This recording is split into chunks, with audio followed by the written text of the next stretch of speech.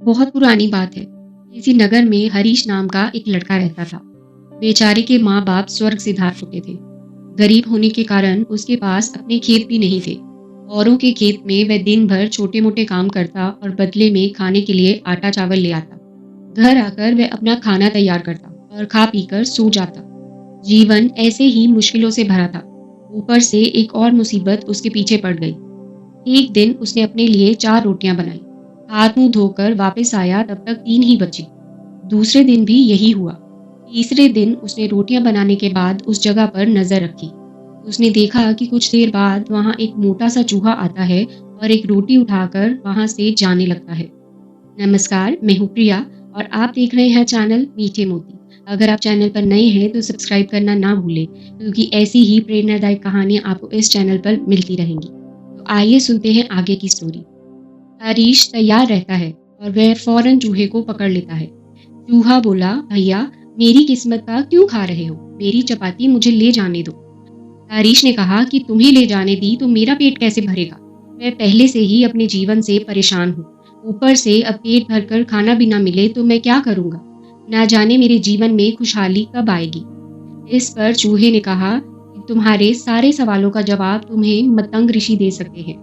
हरीश ने पूछा कि वो कौन है? चूहे ने उत्तर दिया कि वह एक पहुंचे हुए संत है। उत्तर दिशा में कई पर्वतों और नदियों को पार करके ही उनके आश्रम तक पहुंचा जा सकता है। तुम उन्हीं के पास जाओ, वही तुम्हारा उद्धार करेंगे। हरीश चूहे की बात मान गया और अगली सुबह ही खाने पीने की गठरी बांधकर आश्रम की ओर बढ़ चला। काफी दूर चलने के बाद उसे एक हवेली दिखाई दी। हरीश वहां गया और रात भर के लिए शरण मांगी। हवेली की मालकिन ने पूछा, बेटा कहाँ जा रहे हो? हरीश ने कहा कि मैं मतंग ऋषि के आश्रम जा रहा हूँ।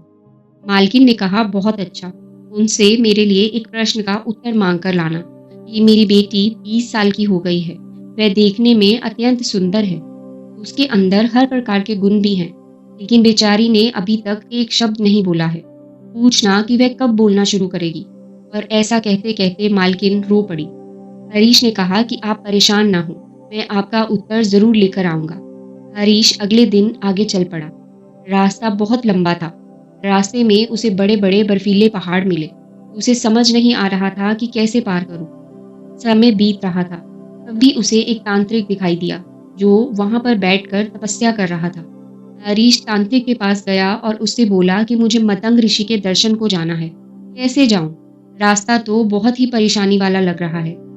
तांत्रिक ने कहा कि मैं तुम्हारा सफर आसान बना दूंगा, पर तुम्हें मेरे एक प्रश्न का उत्तर लाना होगा।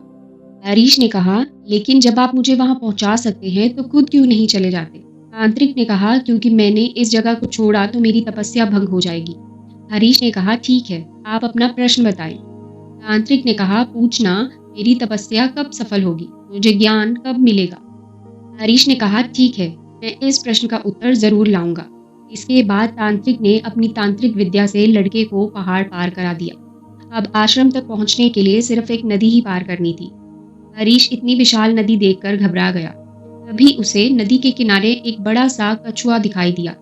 लड़के ने कछुए से मदद मांगी। आप मुझे अपनी पीठ पर बिठाकर नदी पार करा दीजिए। कछुए ने कहा, ठीक है। जब दोनों नदी पार कर रहे थे तो कछुए ने पूछा, कहाँ जा रहे हो? हरीश ने उत्तर दिया कि मैं मतंग ऋषि से मिलने जा रहा हूँ। कछुए ने कहा, ये तो बहुत अच्छी बात है। क्या तुम मेरा एक प्रश्न उनसे पूछ सकते हो? हरीश ने कहा, जी, आप अपना प्रश्न बताइए। कछुए ने कहा, मैं एक असाधारण कछुआ हूँ जो समय आने पर ड्रैगन बन सकता है। 500 सालों से मैं इस नदी में हूँ और ड्रैगन बनने की कोशिश कर रहा हूँ। मैं ड्रैगन कब बनूंगा? बस ये पूछकर आ जाना। नदी पार करके कुछ दूर जाने पर मतंग ऋषि का आश्रम दिखाई देने लगा। आश्रम में प्रवेश करने पर शिष्यों ने हरीश का स्वागत किया। संध्या समय ऋषि ने हरीश को दर्शन दिए और बोले, पुत्र, मैं तुम्हारे कोई भी 3 प्रश्नों का उत्तर दे सकता हूँ। पूछो अपने प्रश्न। हरीश दुविधा में फंस गया कि वह अपना प्रश्न पूछे या उसकी मदद करने वाली मालकिन, तांत्रिक और कछुए का। वह अपना प्रश्न पूछना चाहता था, पर उसने सोचा कि उसे मुसीबत में मदद करने वाले लोगों का उपकार नहीं भूलना चाहिए। उसे ये नहीं भूलना चाहिए कि उसने उन लोगों से उनके प्रश्नों के उत्तर लाने का वादा किया है। उसी पल उसने निश्चय किया कि वह खूब मेहनत कर लेगा और अपनी जिंदगी बदल देगा। लेकिन इस समय उन 3 लोगों की जिंदगी में बदलाव लाना जरूरी है और यही सोचते सोचते उसने ऋषि से पूछा कि हवेली की मालकिन की बेटी कब बोलेगी। ऋषि ने कहा कि जैसे ही उसका विवाह होगा वह बोलना शुरू कर देगी। हरीश ने कहा कि तांत्रिक को मोक्ष कब प्राप्त होगा। ऋषि ने कहा कि जब वह अपनी तांत्रिक विद्या का मुंह छोड़ उसे किसी और को दे देगा तब उसे ज्ञान की प्राप्ति हो जाएगी। हरीश ने कहा कि वह कछुआ ड्रैगन कब बनेगा। ऋषि ने कहा जिस दिन उसने अपना कवच उतार दिया वह ड्रैगन बन जाएगा।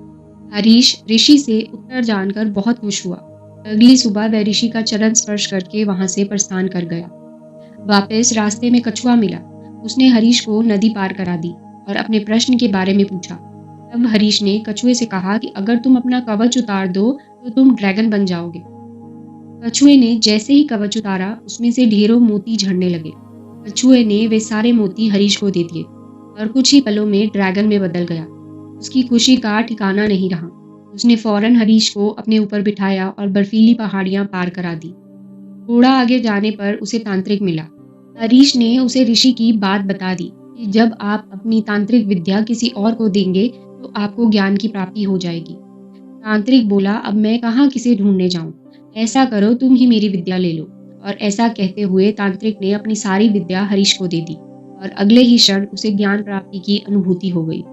हरीश वहां से आगे बढ़ा और तांत्रिक से मिली विद्या के दम पर जल्द ही हवेली पहुंच गया। मालकिन ने उसे देखते ही पूछा क्या कहा ऋषि मतंग ने मेरी बिटिया के बारे में। हरीश ने उत्तर दिया कि जिस दिन उसकी शादी हो जाएगी वह बोलने लगेगी। मालकिन बोली तो देर किस बात की है, तुम इतनी बड़ी खुशखबरी लाए हो, भला तुमसे अच्छा लड़का उसके लिए कौन हो सकता है। दोनों की शादी करा दी गई और सचमुच लड़की बोलने लगी। हरीश अपनी पत्नी को लेकर गांव पहुंचा। उसने सबसे पहले उस चूहे को धन्यवाद दिया और अपनी नई हवेली में उसके लिए भी रहने की एक जगह बनवा दी। कभी जीवन से हार चुके हरीश के पास आज धन दौलत, परिवार, ताकत सब कुछ था, सिर्फ इसीलिए क्योंकि उसने अपने प्रश्न का त्याग किया था। उसने खुद से पहले दूसरों के बारे में सोचा था और यही जीवन में कामयाब होने का फॉर्मूला है। ये मत पूछिए कि औरों ने आपके लिए क्या किया, ये सोचिए कि आपने औरों के लिए क्या किया। जब हम इस सेवा भाव के साथ दुनिया की सेवा करेंगे और दूसरों के लिए अपनी इच्छा का त्याग करेंगे तो परमात्मा हमारे जीवन में भी चमत्कार करेंगे और त्याग की ताकत से हमें जीवन की सभी खुशियां सहज ही मिल जाएंगी। उम्मीद है आपको ये छोटी मगर प्रेरणादायक कहानी पसंद आई होगी। तो वीडियो को लाइक और शेयर ज़रूर करें। आप कहानी के बारे में अपने विचार हमें कमेंट करके बता सकते हैं। तो आज के लिए बस इतना ही। जल्द ही मिलते हैं नेक्स्ट स्टोरी के साथ। तब तक के लिए हंसते रहिए, मुस्कुराते रहिए। धन्यवाद।